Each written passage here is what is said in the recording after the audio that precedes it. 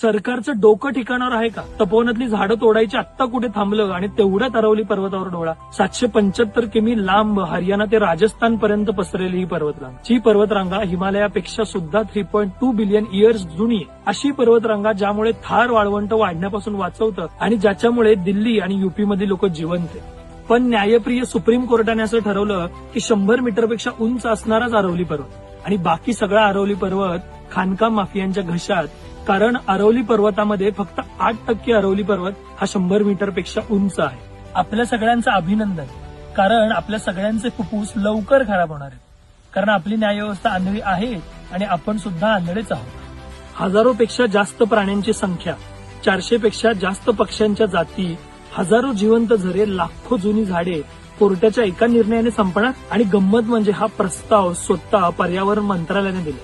आपला देश महान आहे कारण आपला देश हा जगातील सगळ्यात प्रदूषित देश आहे. जगातील 75 प्रदूषित शहरांमधली 70 प्रदूषित शहरं भारतात आहेत. 14 वर्षाच्या मुलाचं फुफ्फुस एखाद्या स्मोकरच्या फुफ्फुसासारखं आहे आणि याच सरकारच्या कार्यालयांमध्ये एअर प्युरिफायर. वा.